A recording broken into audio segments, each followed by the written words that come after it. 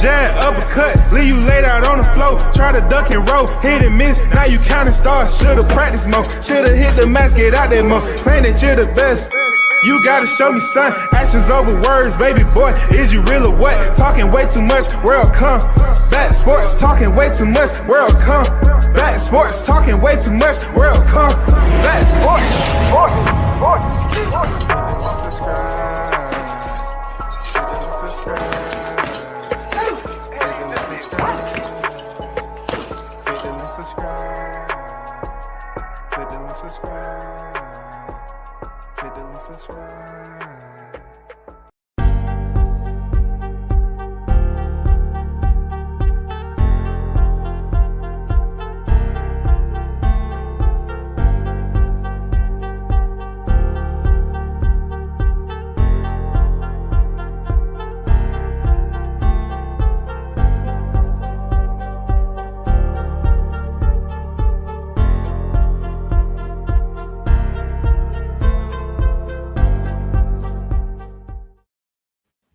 WCS back on deck once again. What's good with it?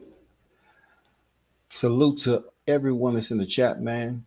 To support the channel, you already know. Big Blunts and Boxing on deck. Salute to you. Man, it's another day. You know what I'm saying? We passed the midpoint of the week. It's Thursday. Tomorrow's the weekend. So you already know what's popping. I have to put this up. You know, I have to always disclose that now. You know what I'm saying? Because people be up here hating and they want to report your shit. So you got to take the necessary measures. You feel me? So this is popping. You know, this particular live is going to be about none other than Deontay Wilder and everything else, and we're going to get to the ongoing situation and one of the biggest topics that's thriving right now, and you already know what it is. But Deontay Wilder, Robert Helenius is going down next weekend. Is it going to have big enough numbers? You know what I'm saying? It seems like, you know, I've received word that it's been said if you click on certain people's links, they can get you linked up for the pay-per-view. And I'm saying to myself, right, Rick Glaser was right again. He said, do they support the fighter or do they steal it? So it comes down to this pay-per-view that's going to be $74.99. It's popping off next week. How many of y'all going to freaking stream it directly from the network? Or you're going to have people go into the private, you know, little arena so you can benefit yourself? I'm telling you, man, it's just so much bogus. You know what I'm saying? So much bogus shit that's going on. Real talk. It's just so much bogus shit.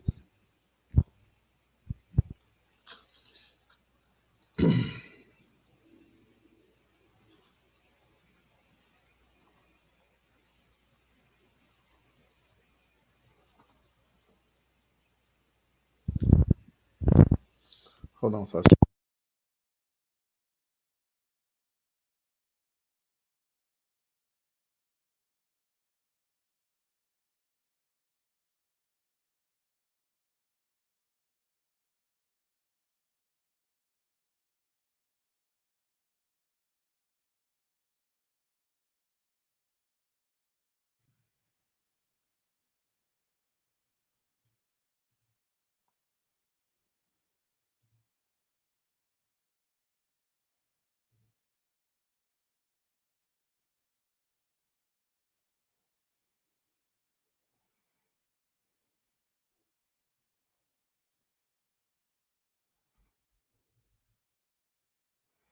How's my sound now?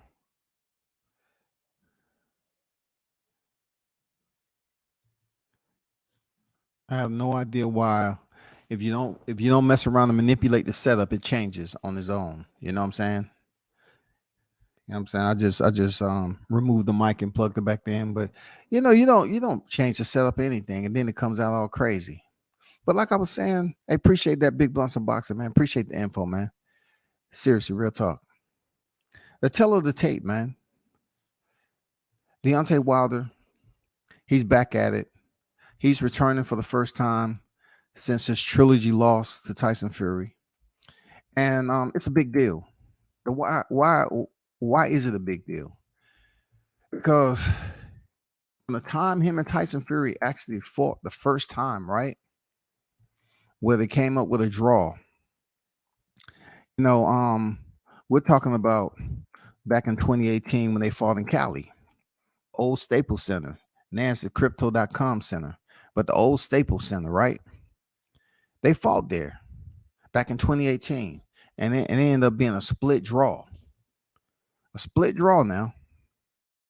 Fury was down in the 9th and the 12th round. 9th and the 12th round. They ruled it a split draw. A split draw. All right.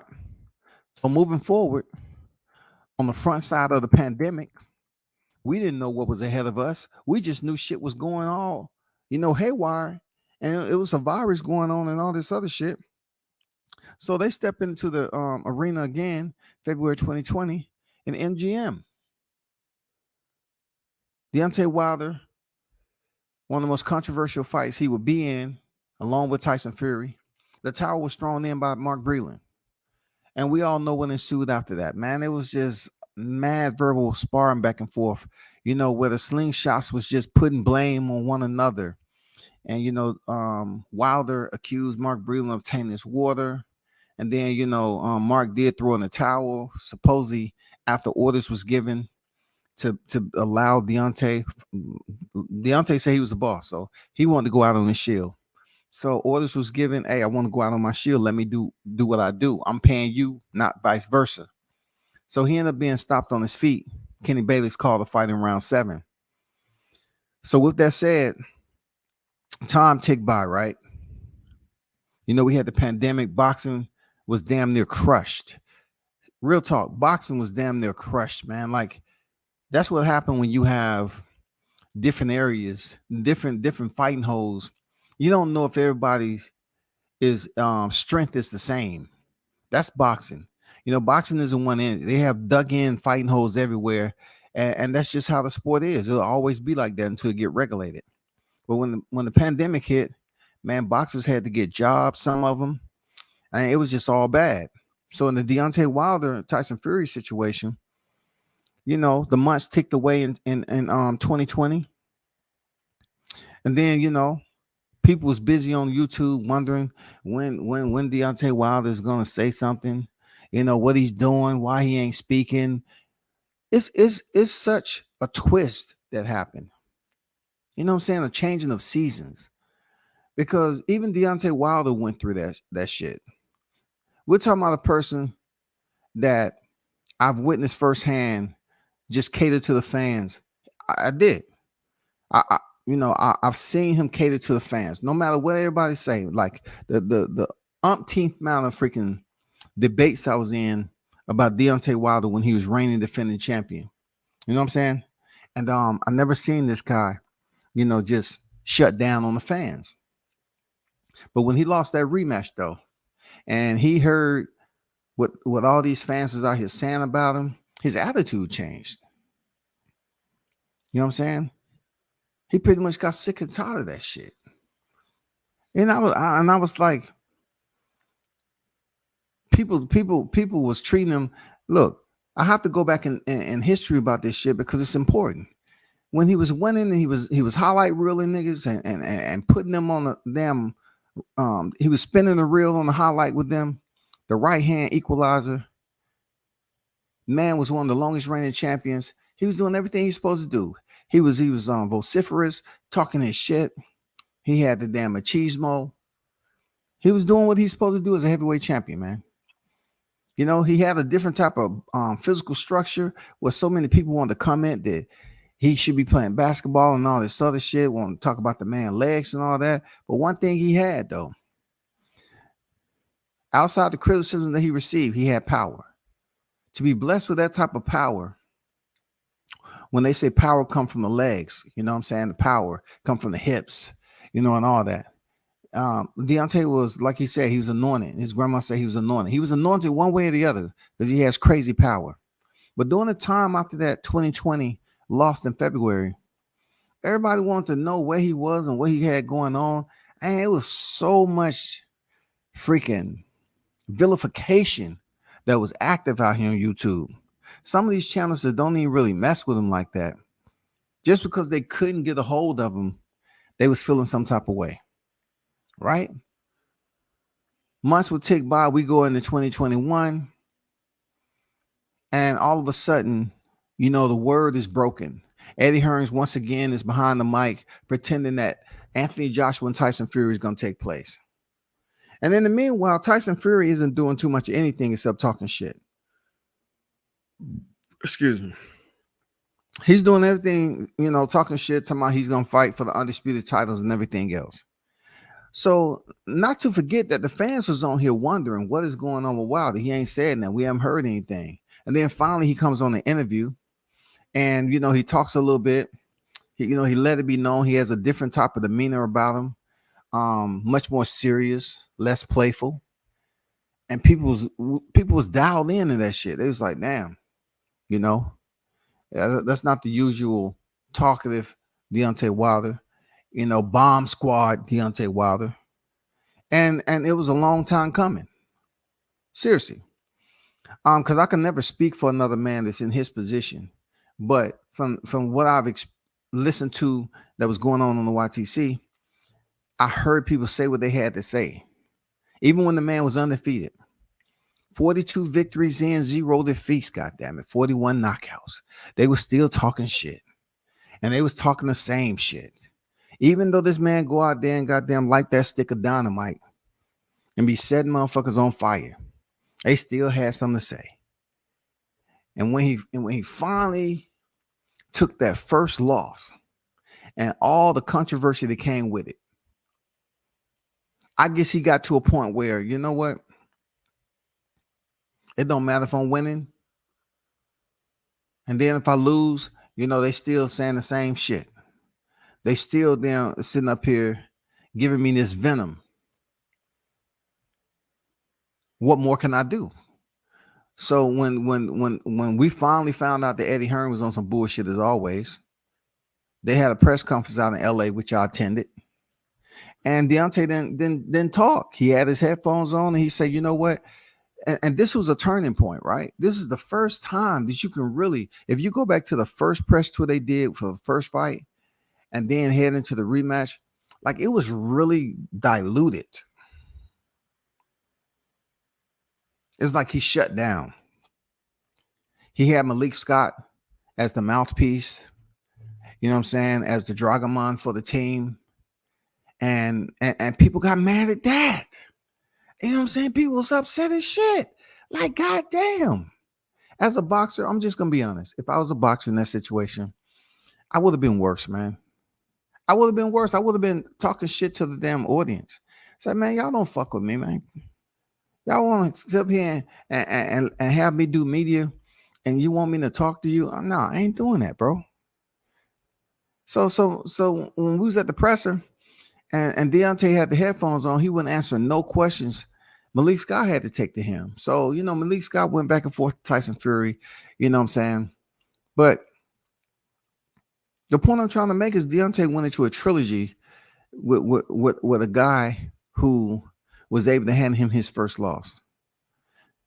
What I see in this whole deal with Wilder is that apart from him already demonstrating he had heart and courage, you know what I'm saying, as a fighter, period, to just the way he began and what he accumulated all the way up to that point of taking his first loss.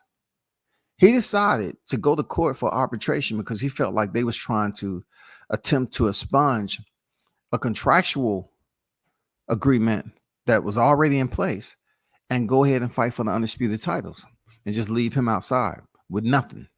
You know what I'm saying? And then, of course, I must highlight this.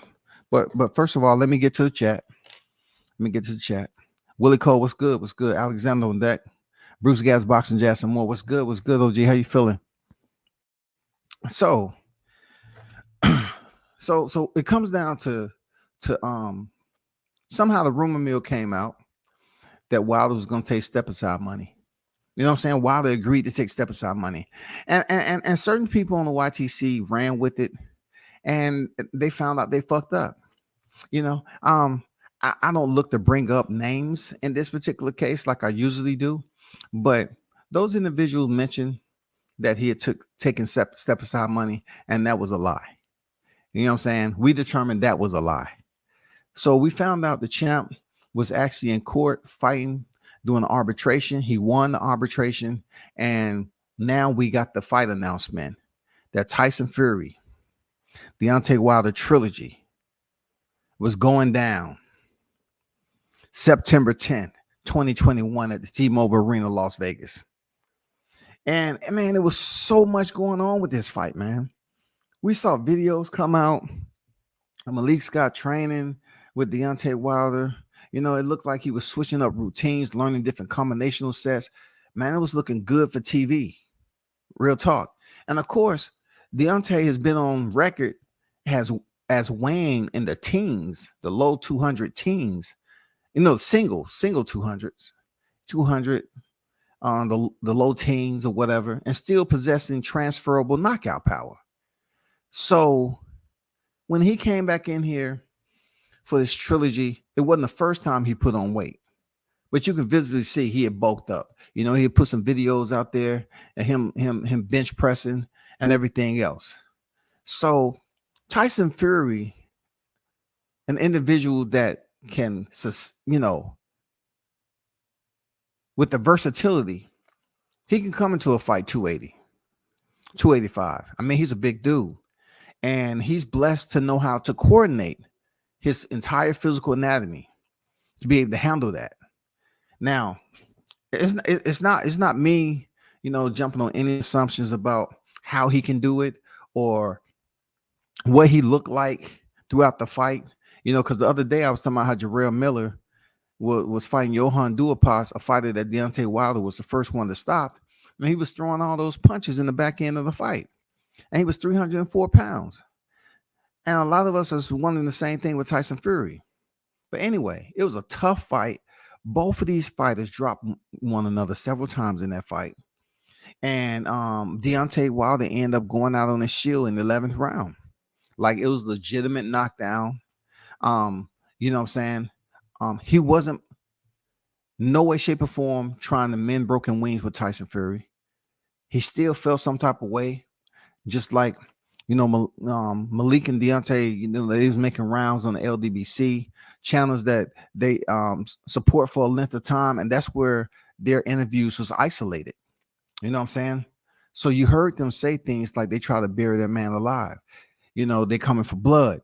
And look, to be honest, they meant this shit. You know, it's a lot that went on with that particular trilogy, but especially in the rematch and the trilogy.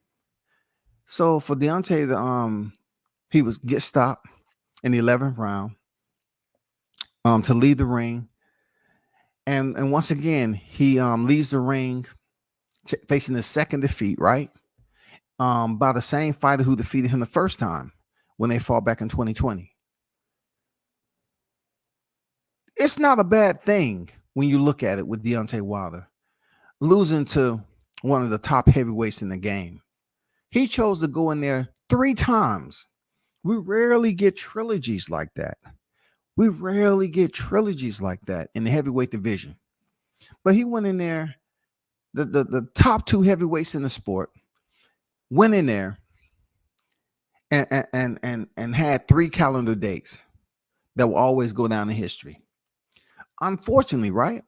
Deontay Wilder faced 2 losses off that trilogy. So Tyson Fury, in the reality, 100%, he won that trilogy. He won that trilogy. With that being said, when the man was out of the sport, chilling, taking a hiatus, vacationing, chilling with his family, people start to buzz on here again. Where is he? Where's Deontay? Please. They start whining again. The same people that didn't give a damn when he was fighting, they start to look for him now. And look, Deontay was quiet, bro. Wilder was quiet. I ain't gonna lie. He was quiet, reserved. These same people. Uh, Trash star. Do you think Deontay's okay? He's mentally depressed. Is he mentally okay? Is he in the hospital? All this bullshit was going on. Everybody wanted to become life coaches and goddamn physicians and shit. You know what I'm saying? They saw a cereal box they like and found out they had the paperwork in that mother. Oh, you kidding me? I can become a doctor today? I only have to submit this paperwork off the Fruity Pebbles box, Captain Crunch. Okay, cool. I'm gonna do that.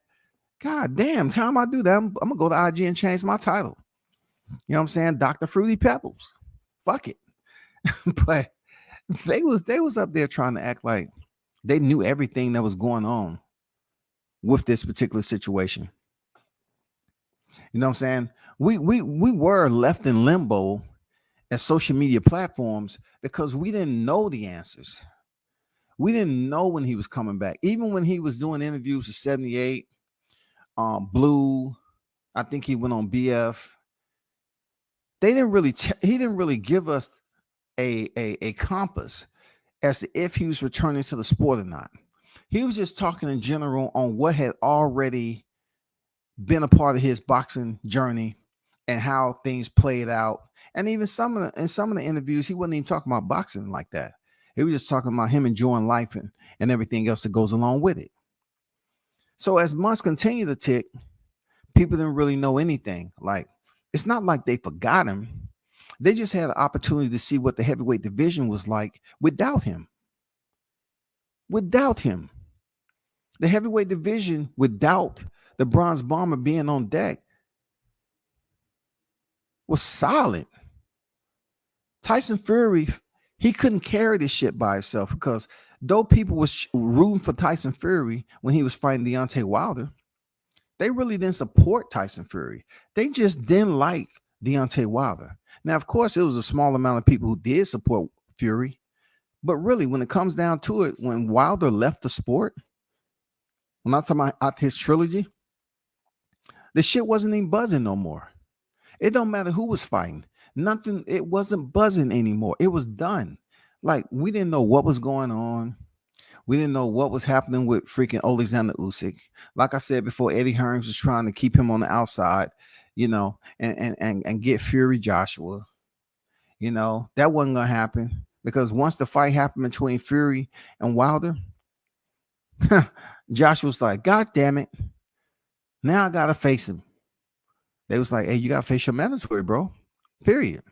But besides that, Dillian White situation happened. Nobody was saying anything. You know what I'm saying? Tyson Fury fought Dillian White, and it just pretty much the way I thought it would be. With my eyes open or closed. He ended up getting stopped. It was in heavyweight fights that went on, but nothing to the magnitude of when the Bronze Bomber is lacing up and entering the ring. That's real talk. That's real talk. It's amazing how it's been so much change in the last couple of years with Wilder. Like from the time he was winning up to his first loss to now, it hasn't really been a significant amount of time from the pandemic 2020 to now. We're about to head in 23 in a span about 3 years. You know what I'm saying? I would say, I'll just take it from the rematch. You know what I'm saying? It doesn't seem like a very long window, but a lot changed with the champ. I'm saying from his fans' perspective, because though he took losses in between that time, it was to the same person. Nobody else has defeated Deontay Wilder in the ring. Now he's scheduled to come back and fight Robert Helenius. Robert Helenius does have, 3 losses to his boxing ledger, but also he has some bragging rights too, and a fight in an opponent that could have developed into a trilogy also. And Andy Wanaki. Andy Wanaki, if he would have defeated Robert Helenius the second time, we don't know if we would have been talking about this fight. I don't know. But he went in there and defeated Kanaki twice. Stopped him. Real talk. He stopped him. He has bragging rights on that. Seriously. People are looking at this as a previous sparring partner for Deontay Wilder. We should look at it more so as y'all was waiting for the man to come back. And then, now it's time for him to come back. Also, he hasn't fought since his last fight in October 2021. It's been quite a lengthy time. When they fight next week for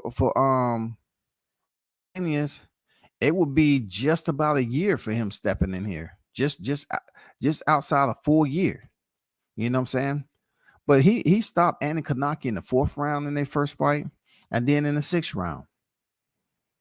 So he was damn near about to have a potential rivalry, but everybody that he fought twice on his resume, he beat.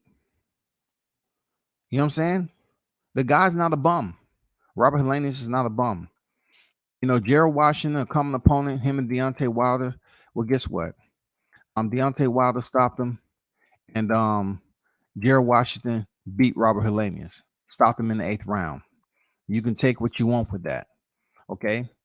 Dillian White, he went the distance with Helenius back in 2017.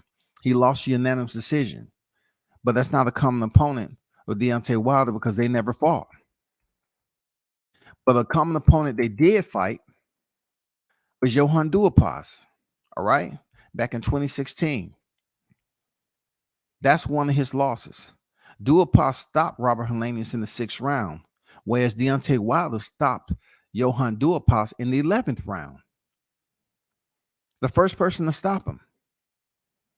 I mentioned this because a common opponent in Duhaupas was also Jarrell Miller. But we're talking about Robert Helenius. His resume, he has some decent names, you know what I'm saying, on his resume. He's fought Chisora, Peter, you know what I'm saying?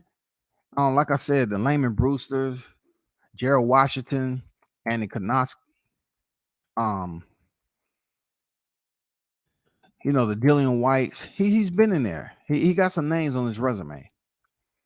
But what I'm talking about to the fans, what I'm trying to get across to the fans is, just because you see a picture out there of them being sparring partners, you shouldn't take it as if. I heard a lot of people always talk about the Malik Scott moment, where they felt that Malik Scott took a dive against Deontay Wilder. And, that fight has absolutely nothing to do with him stepping in there with Helenius. I'm pretty sure they're going to go in there as two opponents, and they're going to lock horns. When it comes down to height, weight, they match up pretty good. You know what I'm saying? It's not too much of a disadvantage. Of course, when it always comes to another opponent, they always going to say, oh, so-and-so look more like a boxer, not Deontay. Deontay looked like he should be playing for this team, basketball, and they're going to say Robert Helenius, oh, he's dangerous, he's this. Not too many people have been talking about this. There's not too many people been talking about this fight. But I definitely was trying to wait for it to, get some more promo out there, see how they was going to promote it. Very little promo in this fight. It's going down in the Lion's Den where, a victim was already laid to rest. You know what I'm saying? Dominique Brazil.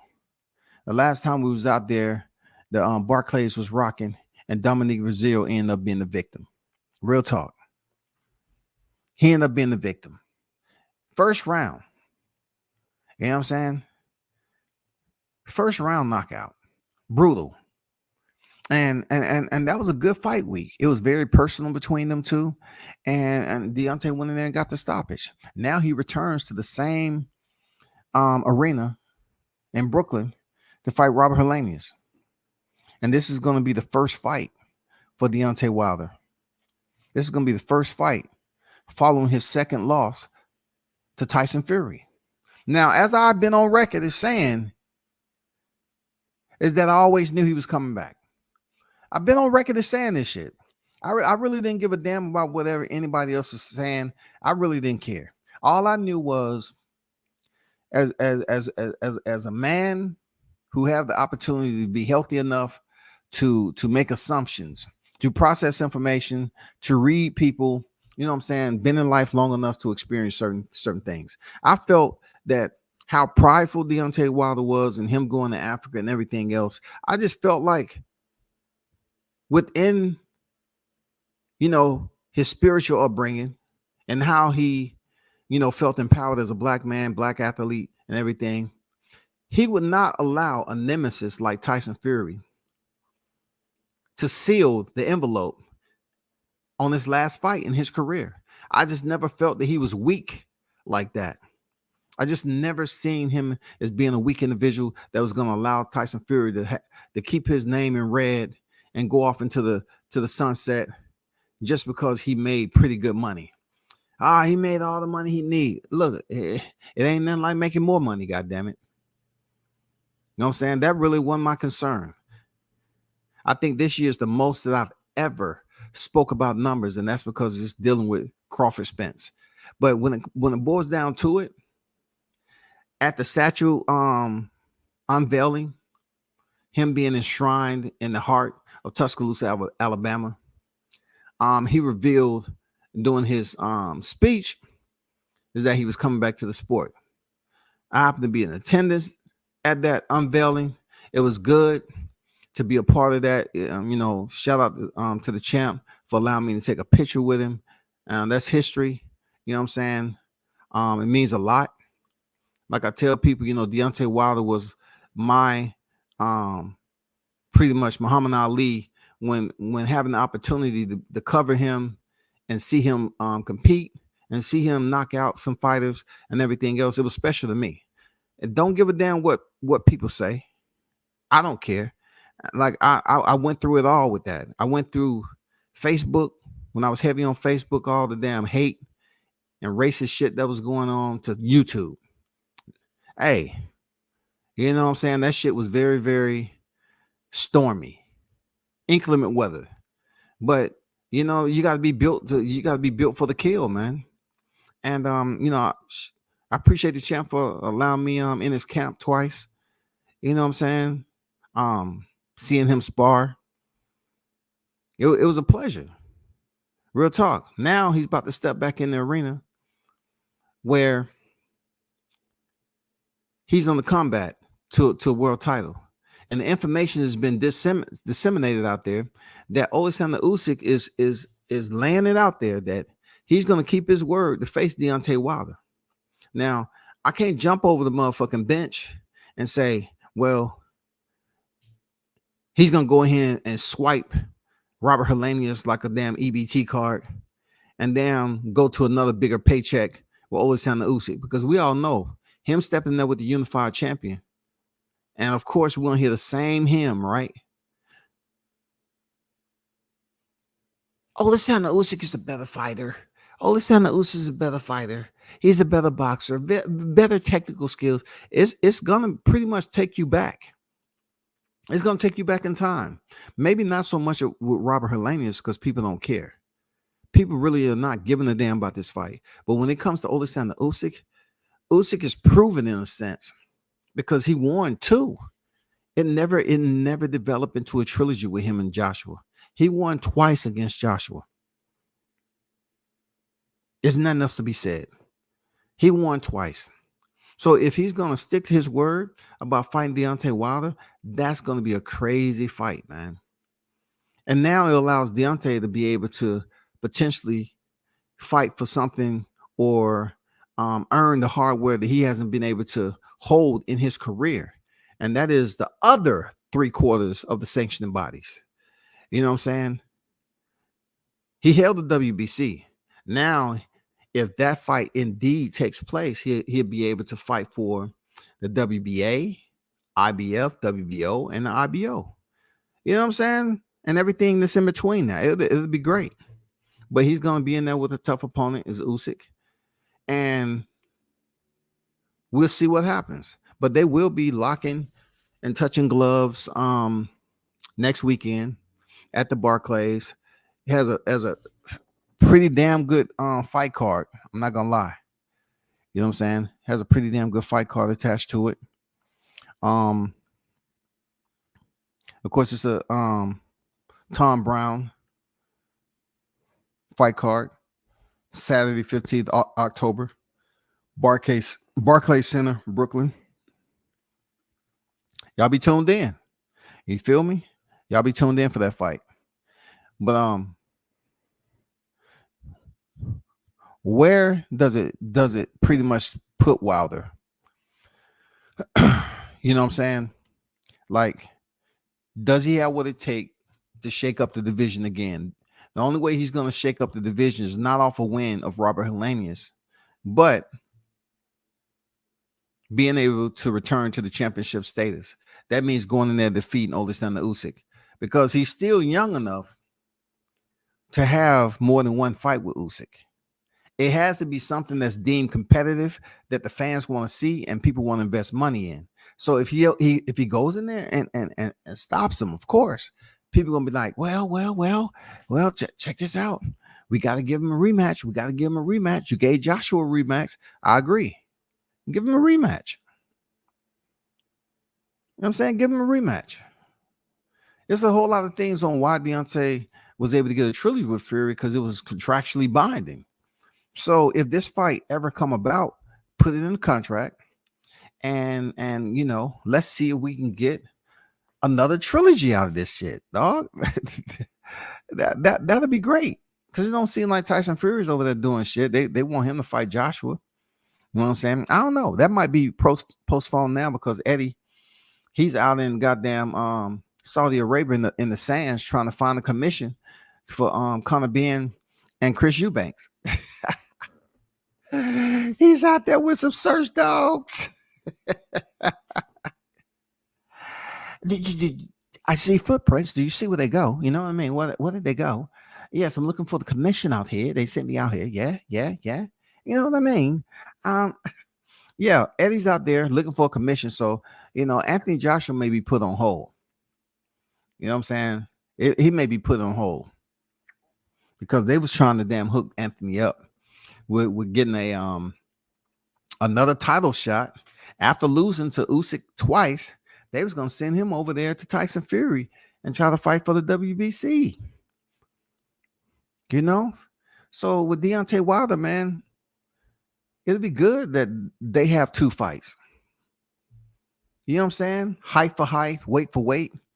Match up pretty good. All we need to know, skill for skill. We need to know skill for skill, but this fight is a competitive fight and something that we need to be talking about.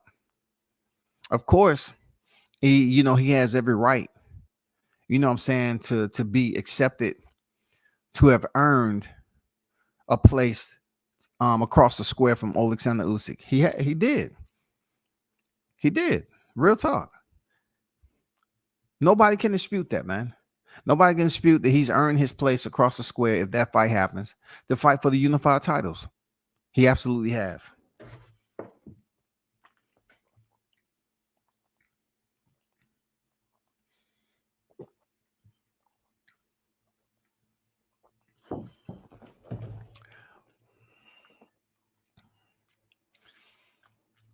Andrew Charles on deck. What's good? King Mitch. Willie, what's good? Harris, what's good? I'll be in the building. This is a dangerous fight for Wilder. It's a dangerous fight for both fighters. You know what I'm saying? Assess both sides of the spectrum. It's a dangerous fight for both fighters. You know what I'm saying? Because for Deontay Wilder, he needs to go in there and look good to get people on track. You know what I'm saying? To have fans reinvest. You know what I'm saying? Pay attention to what he has going on. We already know he possesses the power, the equalizer, but we need him to go in here and dominate fashion. Boom, clean Robert Helenius out, and then we can really start talking about if is any traction to him or Alexander Usyk. We want to see him get back in the title picture and get a second opportunity. Why not? Because he's been in a situation before where he proved people wrong. Usyk is not Fury. And though he sits up there, the pound for pound, right, as high as he is, he's not Fury. He's more so on the top, of the pound for pound standings due to his accolades at cruiserweight, being undisputed. And yeah, he should receive, some crossover. He was one of the first heavyweights in a long time to really, without even doing anything in the heavyweight division, to be on the pound for pound list, because he wasn't a cruiserweight no more. He had already switched up. And, I think he had a fight with Chase Witherspoon. He had a first fight with Chase Witherspoon and then Derek Chisora. And then he stepped in there with Joshua twice. So he's on the roll, man, in the heavyweight division. He's 4-0 in the heavyweight division. So if Wilder has the opportunity to step in the square with this guy and get it in and gets another opportunity to fight for a championship, you know what? Salute to him. Wish him nothing but the best. Go get that strap or straps. You know what I'm saying? He become a unified title. Shit, dog. They might give him a second statue in Tuscaloosa. You know what I'm saying? Of course, we always have to address the haters. The haters are gonna rededicate themselves, just like Christians. They can say, "Oh God, what is this I hear? Is it true? Wilder's the unified champion. He beat Usyk, fair and square, serious, real talk. He did it. No pets. Sure, A and B sample. He got it done. They check his gloves. They check his hands.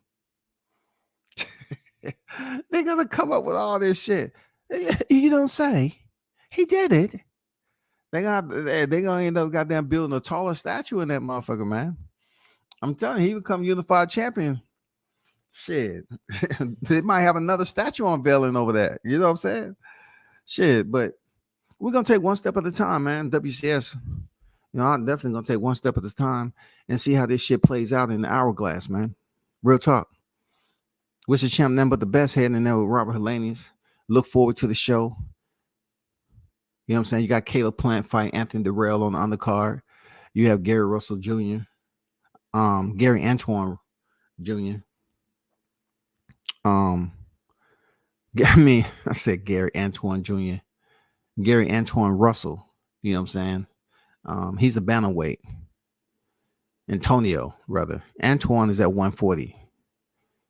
You know what I'm saying? Antoine is at 140. Antonio is at 118. So we still waiting for G Russell to come back in the fray. But yeah, you can guarantee they're gonna be in the building. Pretty damn good fight card, man. Let me try to pull up the entire thing. Hold up for a second.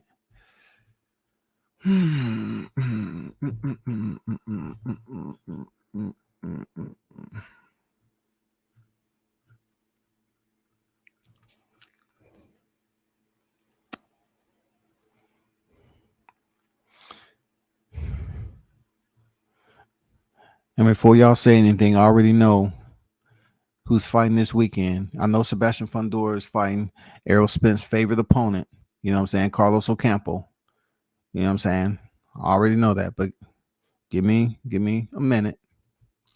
I'm trying to look up something else.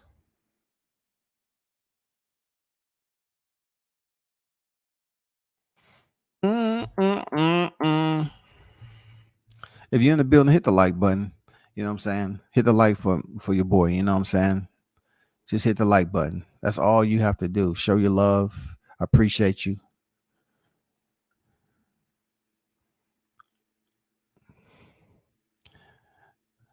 So October 15th.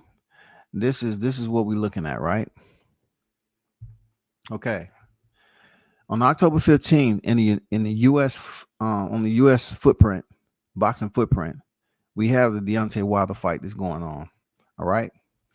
I know people are going to start dropping in the chat, say it's a lot that's going on October 15th. That's why I'm giving you the fight breakdown, right? I got to start with what's over here first, okay? Because that's where I was born at. Proud, honorable discharge. Serve my country. In Brooklyn, New York, PBC on Fox PBV. You have Deontay Wilder versus Robert Helenius, 12 rounds heavyweight. On the co-main, you have Caleb Plant versus Anthony Durrell, 12-round super middleweight. Then Gary Antonio Russell versus Emmanuel Rodriguez, 12-round bantamweight. This is a rematch, y'all. The first fight was tough. They was banging it out in there, man. Bombs over Baghdad. Boom, boom, boom, boom. And some people thought that Antonio lost that fight. So they're rematching to settle the score. And you know, from our understanding that Antonio had that injury during that fight too, but he still sucked it up and banged it out. And then you have Frank Sanchez, heavyweight, you know, one of the smaller heavyweights when people look at him, but smart, one of the more versatile heavyweights. He really used his lateral, his windshield wipers. You know, he moves side to side, you know, if he has to, but he has decent power. You know what I'm saying? He's facing Carlos Negron, 10-round heavyweight. He had decent power. You know, he dropped freaking Efe Ajagba, which it wasn't.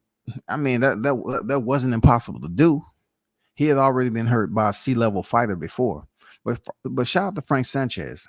Also on that date, London, 2:30 p.m. on ESPN Plus. You have the GOAT Clarissa Shields versus Savannah Marshall, 10 rounds for Shields' WBC, IBF, and WBA women's middleweight title, and Marshall's WBO women's middleweight title. So the unified champion Shields has the WBC, IBF, and the WBA, and Marshall has the last belt, the WBO. What I like about that sequence is it'd be good if we can get the fight over here on the male side, you know, that was in the welterweight division, because that's pretty much how it's set up, with, you know, Errol Spence having all of the, you know, the other collective belts, and then Terrence Crawford having the WBO. Then you have the co-main event title fight, Michaela Mayer versus Alicia Baumgardner, 10 rounds for Mayer's WBO and IBF women junior lightweight titles, and Baumgardner's WBC women's junior lightweight title. So this is your unification bout too. That's going to be good. I'm telling you, a lot of people are going to be tuned into this fight. And the good thing about it, it's really not a conflict with the fight that's going on over here in the U.S. It's coming on pretty early. Then you have Caroline Dubois versus Melina Kaliva, you know, 6 rounds. And you can check out the rest of the card.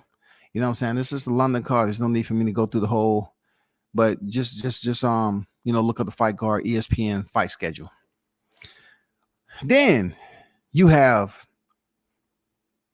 the long-awaited rematch, October 15th, Melbourne, Australia, 7:30 p.m. Eastern Standard Time on ESPN Plus.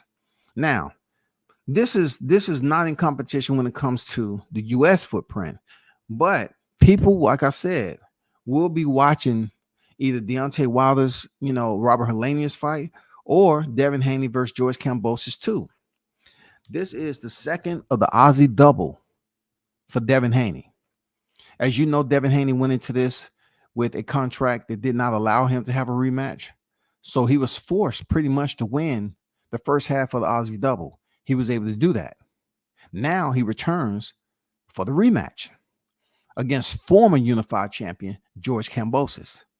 Now, truth be told, the only controversy that was in this first fight was pretty much with Bill having access to get over there to his son, as he's a part of the team. All right.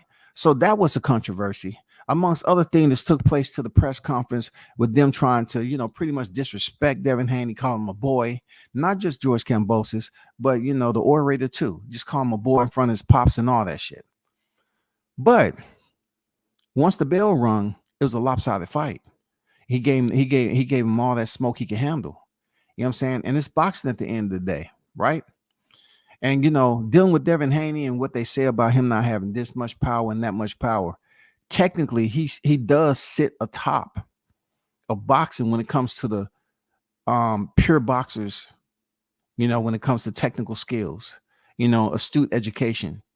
He does sit at near the top of professional boxing when it comes to, you know, technical education, discipline. And in the first fight, he made it look so easy that people was talking about they didn't want to see the shit again. But it's no way that George Kambosos was going to let that slide. You know what I'm saying? He lost badly. He wasn't knocked down, but he looked bad. Hey, you look bad. God damn, you look bad. You know, Haney went in there and put on the clinic. Now he has to go back over there a second time. In light of what's been going on over the UK and how boxing does rear its ugly face to cheat, you know what I'm saying? When I mention the word FIX, when I speak of certain situations in boxing, as long as I've been watching it, people act like it's a foreign language. Like they have an acute case of xenophobia. You know what I'm saying? This is not foreign. This is very, very local. This is global.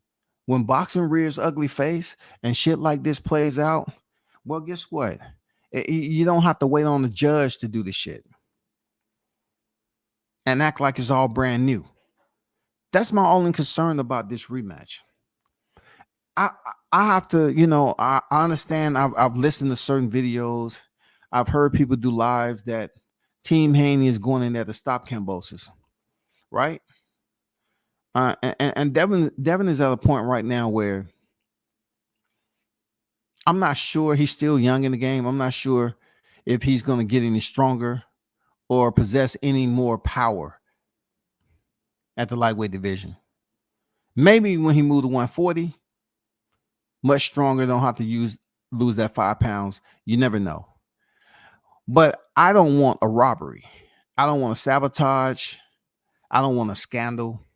We've seen it all before. I just want a good boxing match. I don't want any type of freaking, I didn't feel the way I should. Something was wrong with me. I felt lethargic, fatigued. You know, I'm just saying I felt drugged. I hope that doesn't happen. I'm pretty sure that they should have this shit on lock.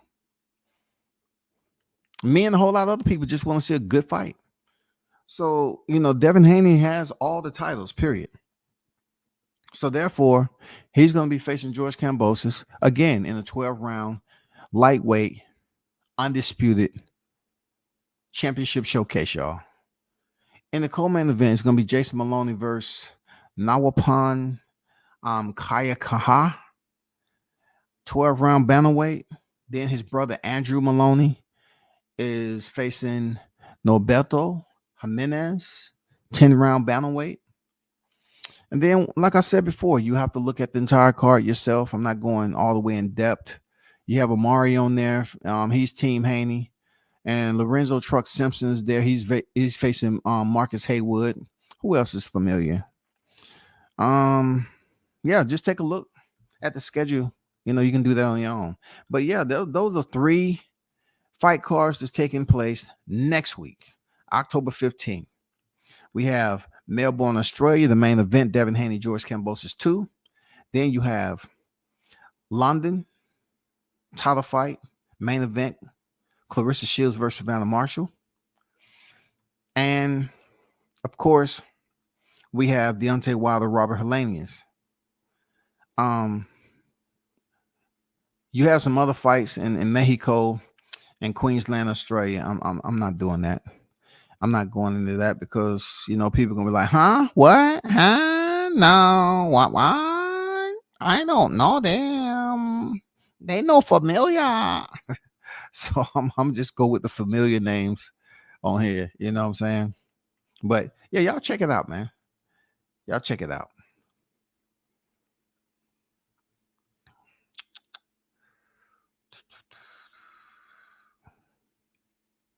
Fundora about to beat the marbles out of Ocampo. So, Blunts and Boxing said Antonio LOL. You think he'll come back? So, I'm trying to figure out where I was at the time. Who are you talking about? Do I think who would come back? Do I think who would come back? Or what fighter were you talking about? While you get back with me on that, I'm gonna go to Fundora. You know, Sebastian Fundora, you already know what it is with him. They've been pushing this guy for a while. You You know, he's coming off that win over Erickson Lubin. He's 19-0, 1 draw, 13 knockouts. And if you followed this guy, you already know where that draw came in. Jamonte Clark. You know what I'm saying? Out of Ohio. I thought absolutely Jamonte Clark did enough. He fought a damn good fight.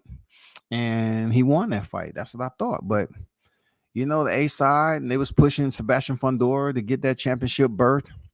So they gave him a draw. It happens in boxing, just like cheating. It happens in boxing. So after Jamonte Clark, Daniel Lewis came in there. If you check out the dimensions of Daniel Lewis, he was touching up Sebastian Fundora. And he's a short dude. But he was touching him up, man. And he went all the way 10 rounds. Styles make fights. The mindset makes fights. Look, Daniel Lewis, who is not on the caliber of an Erickson Lubin, he went 10 rounds with Sebastian Fundora in 2020. So we can't say, oh, man, that was a long time ago. Well, he fought Jamonte Clark in 2019. He went the distance with Daniel Lewis. Let me do you one better. Because I got time. Look at Daniel Lewis. Daniel Lewis is 5'10", 71.5. You feel me? He's 6-1 right now as we speak with 4 knockouts. For real. Sebastian Fundora is 6'5.5 with an 80-inch reach. Didn't I just tell you Daniel Lewis has a 71-inch reach? Sebastian Fundora has an 80-inch reach, y'all. This is half man, half rubber arms, octopus, giraffe neck. You know what I'm saying? This dude be walking through the motherfucking Serengeti, petting a giraffe on his neck, rubbing it like it's a puppy. Hey, good to see you again. Be reaching up in trees, grabbing berries. Here, feeding like we do puppies. For real. And this is a 154-pound dude. This is 154 pounds. He about to go in there and face Carlos Ocampo, y'all. Yeah. Y'all know. Carlos Ocampo's 34 victories, 1 defeat, 22 knockouts. And the one loss that he has, the Mexican freaking fighter, his only loss to the one and only, the love of their lives, Errol Spence Jr. back in 2018, y'all. He stopped him in the first round. All right. That's when he was fighting at that lower weight. You know, he was fighting at 147. When he lost to Errol Spence, that was his last fight at 147, and he moved up to 154. You feel me? So he was stopped by Errol Spence. You know, he landed a damn good combination, a stiff combination before that, though. And Errol Spence stopped him straight up, straight out. I was at that fight. That is the fight where Jerry Jones purchased every ticket. They always gonna try to say that, bring up something. I'm just saying what's in the news, man. Don't get mad at me. But Carlos Ocampo is about to step in here and face Sebastian Fundora. Now, let me give you a little bit about how his fights have been looking ever since he lost to Errol Spence. Okay. He stepped up the super welterweight and fought Jesus Rojas, stopped him in the third. David Bustamante, the distance. Jesus Perez stopped him in 4. Adrian Perez stopped him in 5. Adolfo Marecci stopped him in 4. Well, RTD. Jorge Perez. He fought a lot of Perez's now. I don't went through Jesus Perez, Adrian Perez, Jorge Perez. No, we are not la familia. Cállate la boca, okay, amigo? So Jorge Perez, man, he went the distance with him in 10. All right. Abraham Ramirez stopped him in 1 round.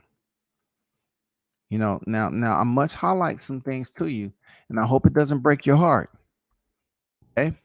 But after Errol Spence, he pretty much went over and joined Canelo in the Mexican buffet. Real talk. Because He went over there and built up his record in Mexico.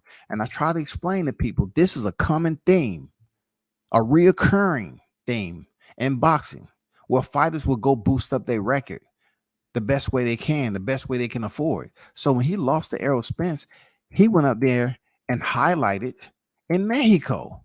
So all these fights I've been giving you were in Mexico. Okay, moving on.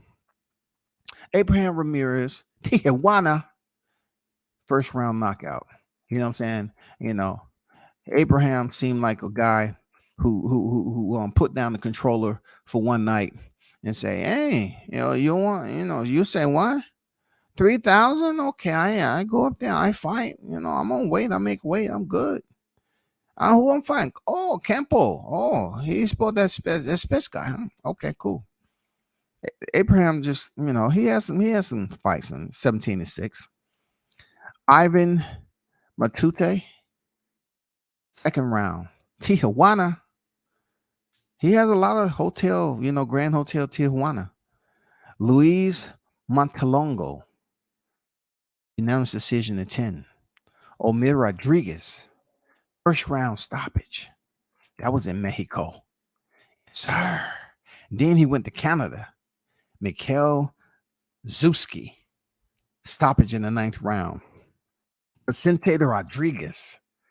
This was back in Anaheim in the U.S. 40-10-1. Yeah, you heard it right. 40 victories, 10 losses, 1 defeat. This is boxing, y'all. He stopped him in the first round. Now he's stepping in there with Sebastian Fundora. So what potentially got him to this point was that, listen, like I said before, man, when people go around here calling people bums and shit all the time, you have to understand how boxing work. This is a perfect example. When Carlos Ocampo stepped in there with Errol Spence, right? He was 22 victories and 0 defeats. Seriously. He was undefeated. 22 victories, 0 defeats. 22 victories, 0 defeats. Once again, I repeat, he went on vacation in Mexico, woke up, fought, went back to sleep, give or take 5-6 days later, went back in the ring. This man was 22-0. Now he's 34-1, dog. He's 34-1. So he's been working. He's only 26 years old now. He's been working since his loss to Spence. He went over to Mexico. He went over there and goddamn took the injections and to his box rec. He didn't have to worry about shit. Yes, more tacos and tequila. I got a fight tomorrow. Yes, sir. See. Carlos Ocampo about to step in there with a killer. Now, this fight is hard to gauge. Ocampo sits at 5'10 and a half, 73-inch reach. That's still way less than Sebastian Fundora. Okay. We've seen Nate the Great go in there, get stopped. We've seen Donnie Marshall go get stopped. Man, we just seen people. We just recently seen Erickson Lubin go in there and get stopped.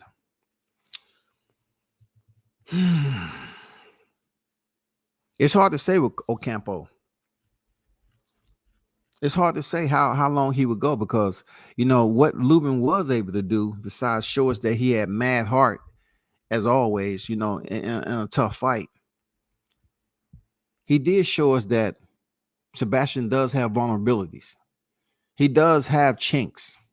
All you have to do is take advantage of the chinks, man. You have to be willing to stand there and have a fiery engagement. You know what I'm saying? You have to let the artillery rip. But yet you have to be able to have the reserve to keep on going into the later rounds if it presents itself. But he proved to all of us, Lubin, that when he decided to say, fuck it, man, it's all or nothing. I mean, his face swelling up, hematomas all over, knots on his head. He was able to drop Sebastian Fundora. But once Sebastian, made it back to his feet, he was able to get the stoppage.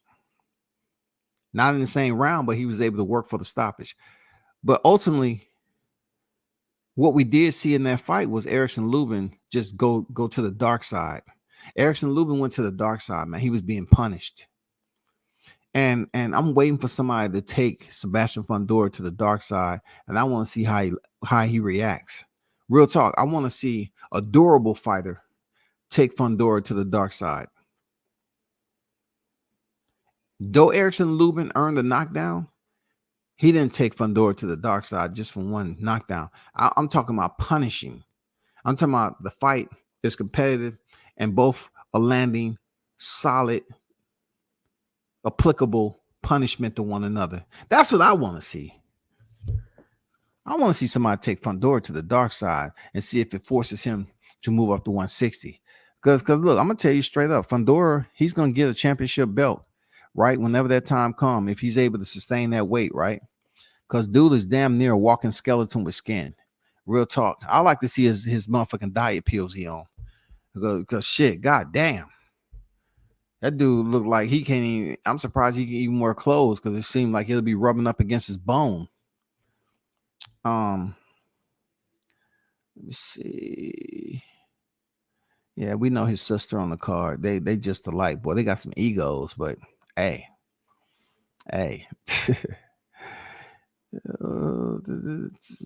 Oh, Gary Russell. Yeah. He should. Gary Russell had an operation, right? We know he had an injury against Masago.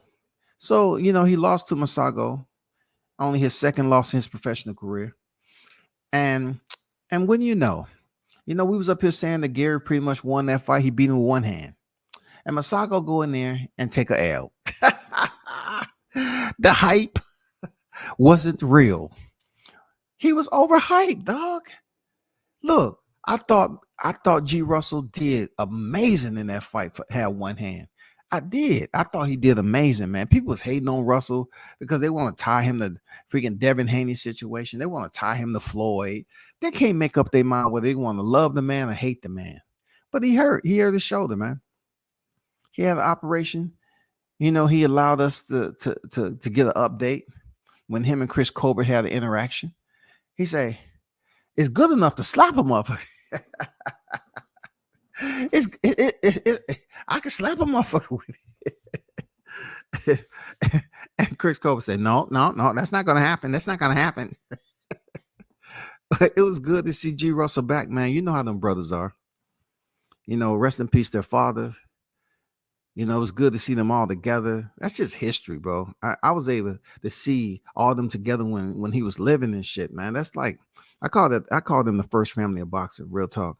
I mean, they're different breed. They're a different breed. Real talk. And I gotta give a shout out to Showtime, man. The first time I actually ran into Antoine. Antoine's the one who fights at 140. I had the opportunity to get an interview with him.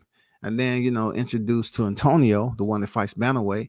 Man, very intelligent young man. No matter what you think. Like, we see G. Russell out here hunting. That hunting he doing, that's not easy. He's out here hunting for his own food, man. He's out here goddamn stripping down that carcass and, getting the meat prepped and all that shit. That's not easy work, bro. You know what I'm saying? You should never take it for granted. The way an apex predator moves. Seriously. What's going on, King Asian Math on deck? Salute to you. Dead game on deck. Salute. Then I'm gonna have to back and watch them Ocampo fights. Yeah, go to his fight with Javante Clark. Javante Clark, man. Don't think about Javante being stopped by Goucher. Don't look at it like that. Just look at how he performed in there with Sebastian Fundora. Because I don't know what happened when he fought Terrell Goucher. Real talk. He was stopped in the second round. I don't know what happened, bro. Like, I never seen that coming. The way Goucher looked, right? The way Goucher looked when he fought Lubin. I was like, man, Javante, real talk. I said, Javante Clark, man, he's going to stop this dude. But Goucher, I guess that night, he kept a lot in reserve, bro. He kept a lot of reserve, and he stopped Clark. And then he kind of showed a little bit of what we didn't know, we didn't see when he fought Lubin, when he fought Tim Tszyu.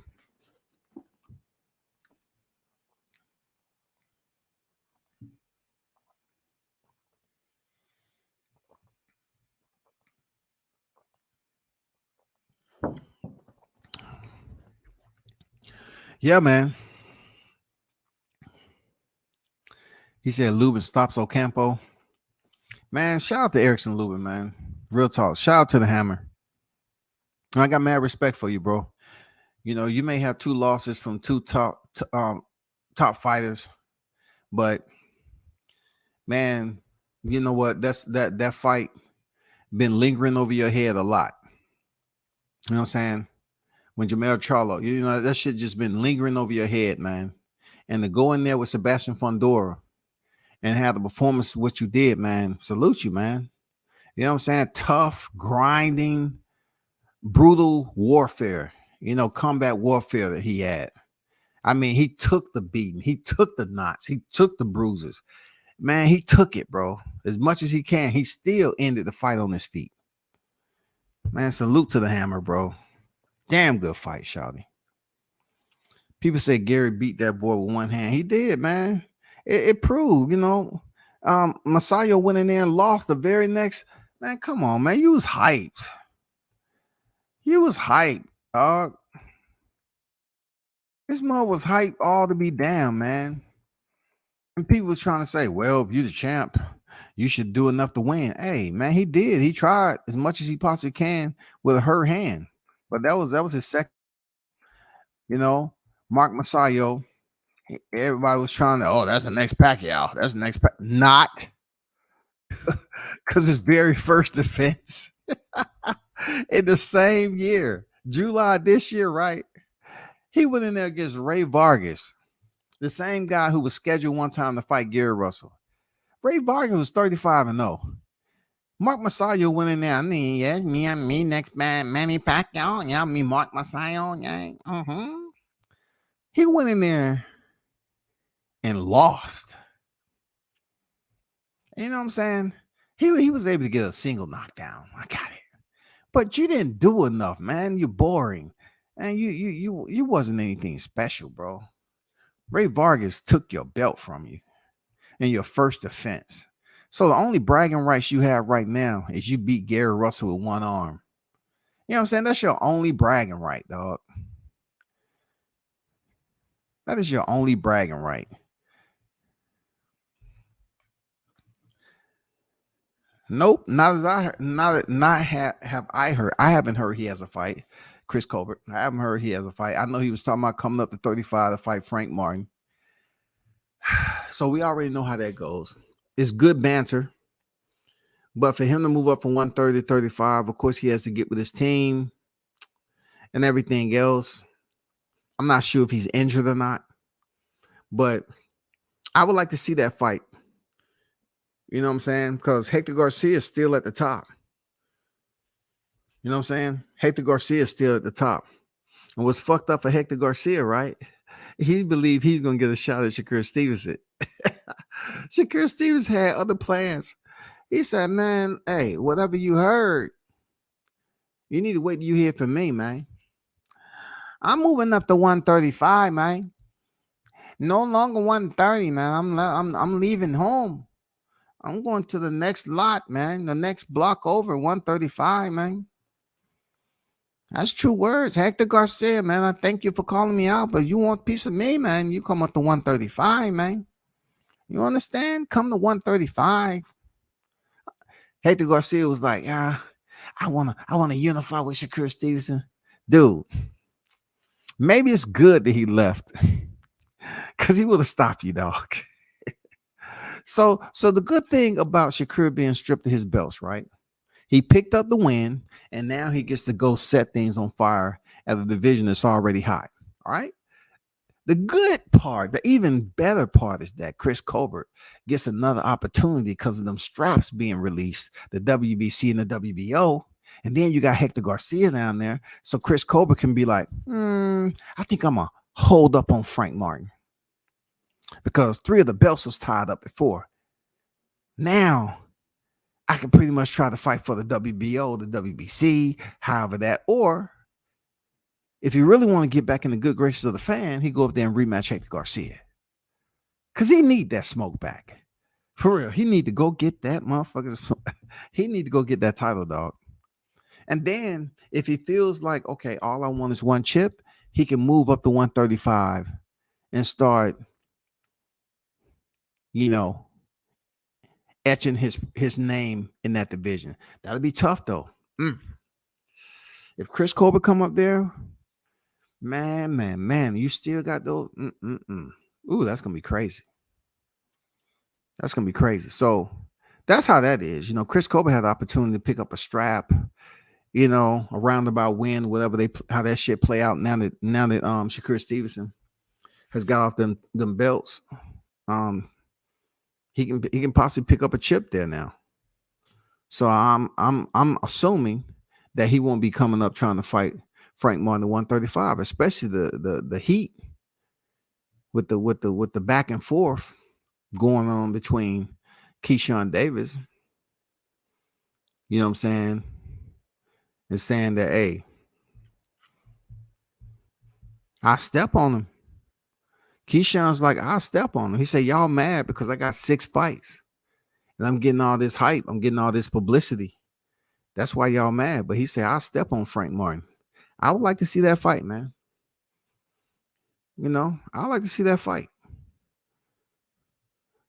I don't know if it's going to happen anytime soon, but I'd like to see that fight. So let me ask you this. I went back and watched Bud versus Kavaliauskas with Bud getting dropped. What made you recommend that fight as his best performance? Was Kavaliauskas the man at the time? So Kavaliauskas, if you look at his career, his amateur pedigree up to that fight, I just told you to watch that fight because that's a fight everybody loved talking about. And you pretty much pinpointed that why I told you to watch that fight. Because Bud has never been dropped in his career. He came close to people assuming that he got dropped, but he's never been dropped in his career. Let's get that straight there, Blunts. He's never been dropped. So that is one reason why I said go watch that fight so you can kind of see for yourself how tough of an opponent that Kavaliauskas was. The reason why I say that is people act like Bud has fought nothing but bums since he's been to welterweight division. That's not true. That's not true at all. They just don't want to look at the pedigree of the fighters that he's fought in his career and the ones he's faced at the welterweight division. Why? Because they try to devalue all of his accomplishments just to try to highlight and elevate Errol Spence, because the only thing Errol Spence did is fought in a single division majority of his career, and he's been able to earn 3 championship titles. I can't take that away from him. I can't devalue that. He's on the pound for pound list. They feel he should be there. You know what I'm saying? They feel he should be there. But when you draw it all down and put it in a knot, Kell Brook was coming off a loss. He wasn't undefeated. Sean Porter was coming from fighting for a vacant title. He wasn't undefeated. And we already know Yadina Ugas.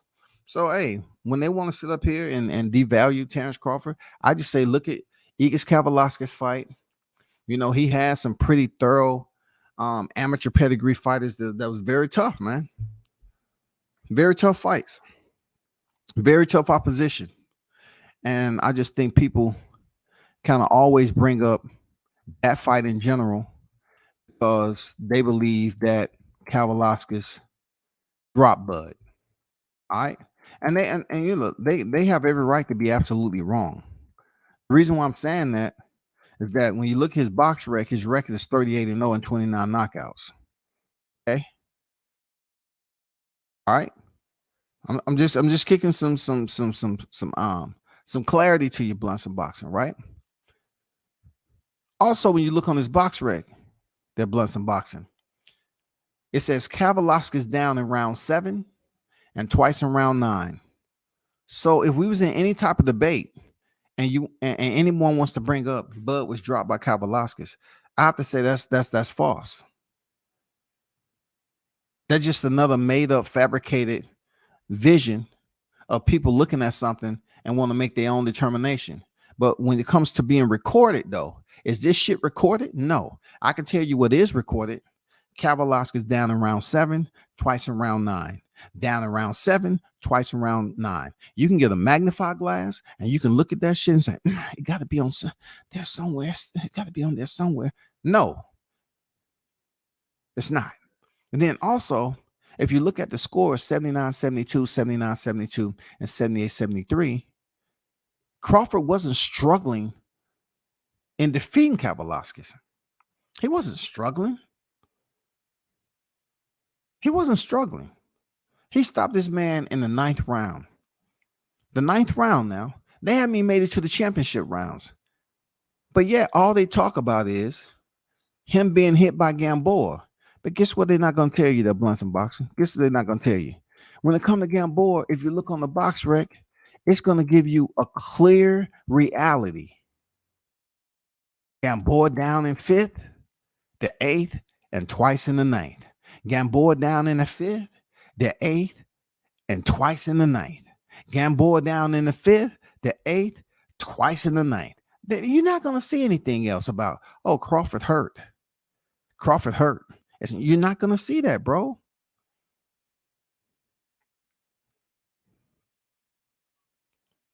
You're not going to see it. That's all I'm trying to tell you. You're not going to see it, bro. But what you will see, hold on for a second.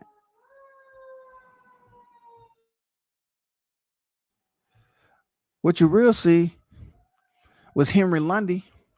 You know, he was another fighter a lot of people don't talk about because he was talking mad shit. Him and Crawford going back and forth back in 2016. He got stopped. He got stopped in the 5th round. He got stopped. You know what I'm saying? People don't want to give him no credit. Look at the Felix Diaz fight, too. You know, another Olympian decorated, you know what I'm saying? A qualified Olympian. You know, look at him, man. Look at his fight with Felix Diaz. Phil Diaz was 19-1 when he went in there and fought Crawford. You know what I'm saying? Victor Post was 28-0 when he fought Crawford. Gamboa was 23-0 when he fought Crawford. Thomas Delorme was 22-1. He wasn't coming off 2 losses. He wasn't coming off 2 losses. Real talk. Just to put that out there. Julius Ndongo, gotta respect him. He was unified champion. Jeff Horn was 18-0. Jose Benavidez was 27-0. Igis Kavaliauskas, the fight at hand, was 21-0. 21-0, bro. Look, he can't do anything with, you know, about Kell Brook and Sean Porter, that they came in there with losses. That's just the window he was able to put them, you know, on his damn mantle, put their head on the mantle. He can't do nothing about them coming in there with losses already. But you know what it is? Errol Spence fought both of these fighters with losses on their record already. Yeah, it was at different times, but he fought them with losses on their record. If you want to look at who has more undefeated fighters on their record, look no further, goddammit. You know what I'm saying? Errol Spence is 28-0, right? But goddammit, Crawford has 29 knockouts. He has more knockouts than Spence has wins. That's pretty much true, man. You know what I'm saying? That's pretty much true there, Blunts and Boxing. Real talk.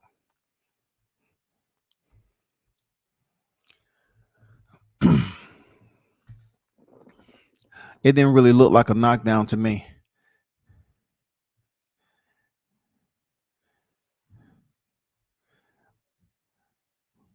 What you mean it didn't look like a knockdown?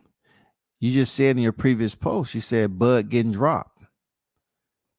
You said Bud getting dropped, dog. You didn't say it looked like.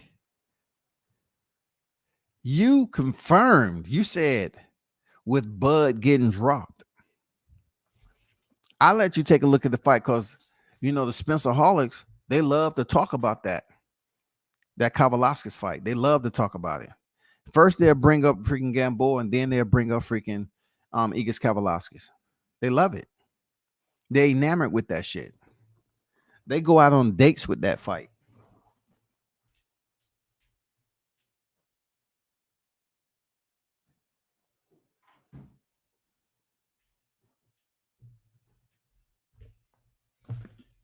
Look, they'll go out and get something to eat. And all of a sudden, Igis Kavalauskas come up. I'm like, what the fuck? That girl be like, what are you talking about, baby? I mean, why are we talking about a Cavagalini? No, Kavalauskas. What? Kavalukabiki? Pakanakambiki? No, Kavalauskas. Why are you bringing this vegetable up? No, he's not a vegetable. That's a human being. We sound like a virus. Why are you bringing them up? I just wanted to talk about it. Guys on YouTube was bringing it up again. And, I think he really did drop Bud. Man, I don't know why the Bud fans keep on saying he didn't get dropped. He did get dropped, man. We saw it right there, man. And then just to verify, Blunts and Boxing said on WCS chat tonight. I screenshot that shit. For real, man. I'm going to use it, man. I wish he would debate me, man. I'm going to use that screenshot. I'm telling you, dog.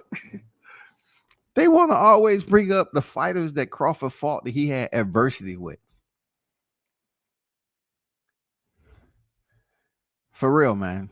I'm going to try not to go too in depth about any of this situation. Because I have another live schedule for later on today. What I will say is, just look at my thumbnail out there. Check it out. I'll be on live later on tonight. So I'm not going to really get in depth on speaking about Crawford and them, but I do want to talk about the situations that's basically bubbling over there across the pond. I'm not going to take too long on it now because it's already too much that's out there. But listen. Just understand where I'm coming from with this shit, right? Just hear me out. Okay, so across the pond, we already know that they had therapeutic exemptions. We already know they were shady. Boxing in general has had so many fighters test positive for freaking PEDs. You know what I'm saying? We had so many fighters that test positive for PEDs, right? This is no different, y'all. Don't treat this case just because, y'all was up here saying, oh, this is no big deal. This is not the right time and all this other shit. Look, why y'all talking about it so much if it not a big deal? Because it should be something that you've experienced before. If you follow boxing, some of your favorite fighters are out there popping dirty. Real talk. They're out there. Me, sometimes when I'm reading this shit, you know what I'm saying? I just look for little bits of droppings. I look for droppings when a rat has been scurrying around, in some of this information that's out there, right? So if you go out there, pretty much social media can allow you to put in a search inquiry of fighters who are pop positive. You're going to see names such as, Canelo Álvarez, Muhammad Ali, but I'm not going to be petty. I'm not going to ruffle your feathers. This was Muhammad Ali, which is a British boxer. Okay. Tie it all in now. Stay with me. There's a British boxer named Muhammad Ali, tested positive. You tie it into what I'm talking about. Okay. Just being petty. You got the Chris Arreolas, the Ray Beltrans, Bakhtatov, Mickey Bay, Lucas Brown, Shannon Briggs, Francois Botha, you know what I'm saying? Julio Cesar Chavez Jr. I'm just reading off some of the names. It's like damn near 80 plus. Joe Fournier, Tyson Fury, of course, Yuriorkis Gamboa, Juan Carlos Gomez, Greg Haugen. Y'all remember Greg Haugen, right? Y'all remember Evander Holyfield, right? Okay. Kid Gallahan, Vitali Klitschko, Jalen Love, Ricardo Mayorga, Brian McGee, Jameel McCline. Y'all remember Jameel McCline too, right? He was in some pretty decent fights, man. Jarrell Miller, y'all know who that is, right? Okay. Éric Molina, John Molina Jr., Erik Morales, Tony Morrison, Shane Mosley. Coach just had, a clip over there with Shane Mosley when he was, in a legal situation where he wanted to get attorney representation, and then he ended up finding himself. So you normally took EPO, right? Yeah. Like, man, oh, that's the worst, man. Shane, dude, that make you look too bad back then, bro. We gotta look at the Luis Neri. You know what I'm saying? The 122 fighter, 22-pound fighter. If he ain't moved up already. Luis Ortiz, we already know King Kong, right? John Pascal, that was pretty much derailed his second fight with Badu Jack and shit. Both of the Peterson brothers, Povetkin, you know what I'm saying? Frankie Randall. Y'all remember Frankie Randall? Brandon Rios, the same one who knocked out by DSG. Orlando Salido. Yep, y'all remember who he fought, right? Okay. Tyrone Spong. Mia St. John. Y'all remember her, right? Romaine Stavern. Yes. Same one Deontay Wilder knocked out. Yeah. Felix Stern, Johnny Tapia, Antonio Tarver. James Toney, Fernando Vargas, Manuel Vargas, Manuel. I said Manuel. Pernell Whitaker, Jez Wilson, Tony Yoka. I mean, it's been so many fighters, man, that pop positive, bro. But I say I always look for droppings, right? It's a name that I was looking for in particular, right? I just wanted to know if boxing has some dignity, like just a little bit of dignity, bro, a little bit of honesty to it. That's all. I was just looking. I say, man, I wonder if they're gonna hold this dude accountable. And lo and behold, they wasn't in attendance. They did not put them down for popping positive because they was not punished. Remember that. I'm not talking about Conor Benn, goddammit. I'm talking about Oscar Valdez. Oscar Valdez lost to Shakur Stevenson in a fight that he came in as the WBC reigning defending champion at junior lightweight. His name is not on this list because once again, the cavalry came in and rescued this man, and they allowed him to be saved from this list right here. Because you look at it, Oscar Valdez's name is not on here. He was not punished in that fight with Hobson. He was still able to go fight. Look bad. Lost the fight in a lot of people's eyes, but won on the scorecards. And then we'll go over here to Vegas and lose to Shakur Stevenson. You know what I'm saying? He would go over there to Vegas and lose to Shakur Stevenson in a one-sided fight. But his name, even though he popped dirty, his name is not on this list. So anyway, let's get back to Conor Benn and all that. So let's not get into a deep state of depression and over think the process on what goes on in the UK. This has been going on forever and a day. Isn't that the first fighter to pop positive over there?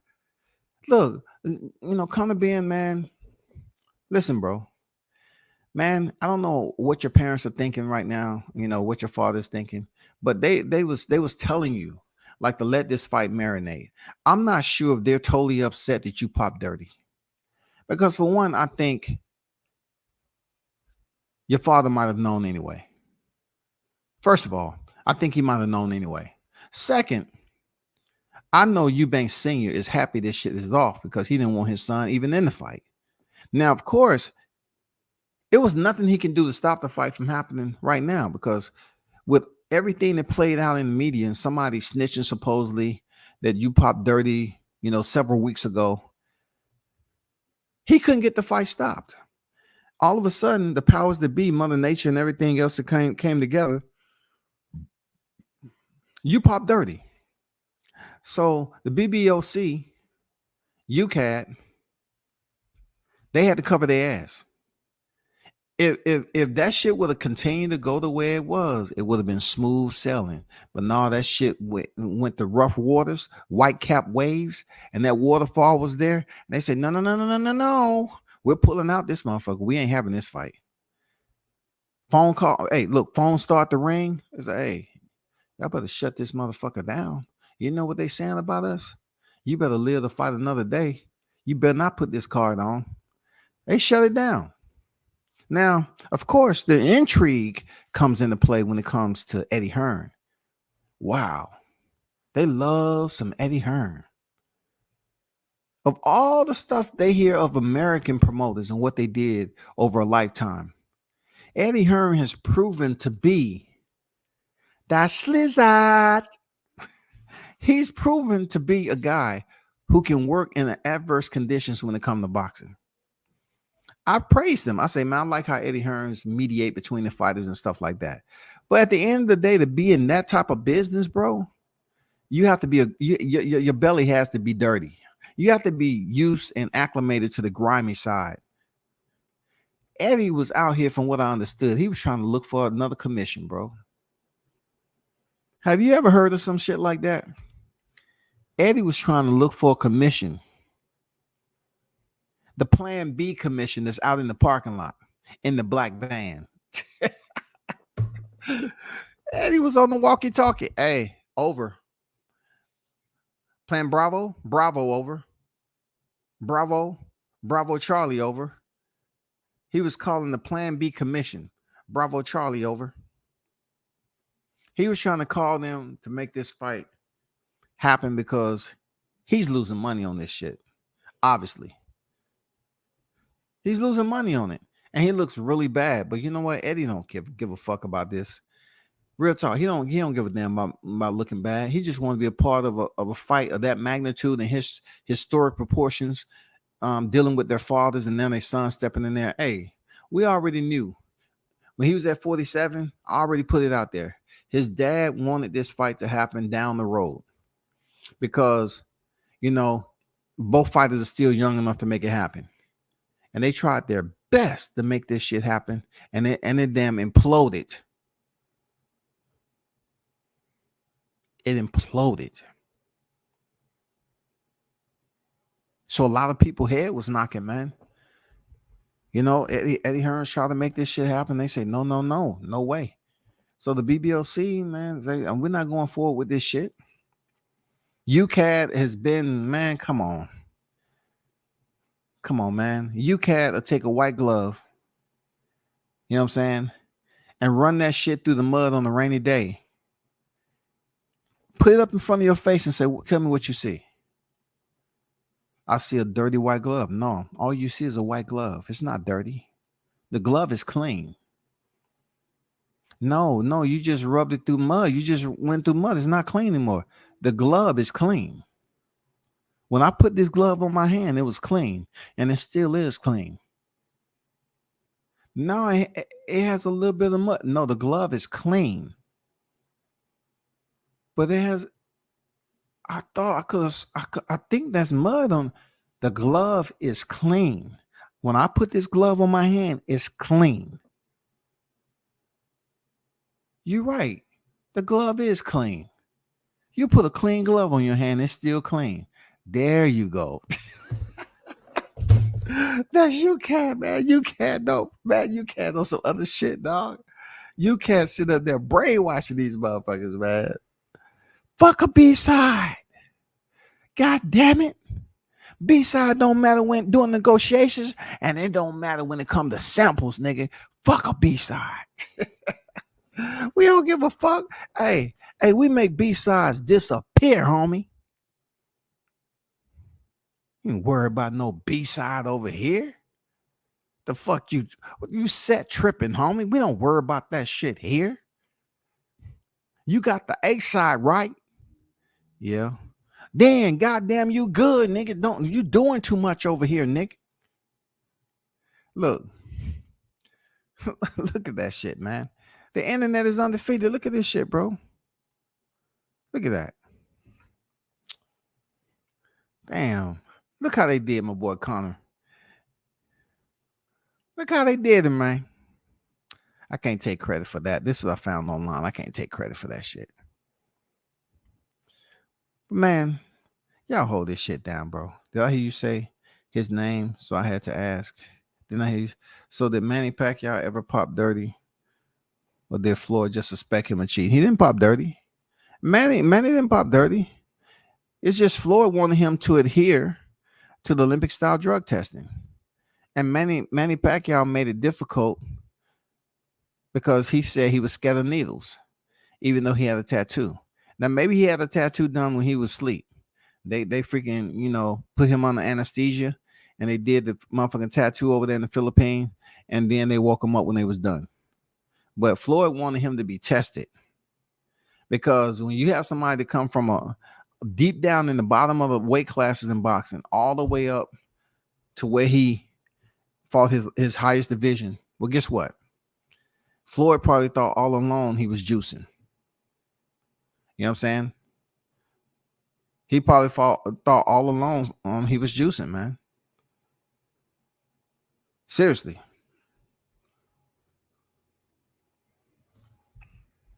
Eddie got some nerve. He got 2 to 3 videos online of him fully denouncing cheaters.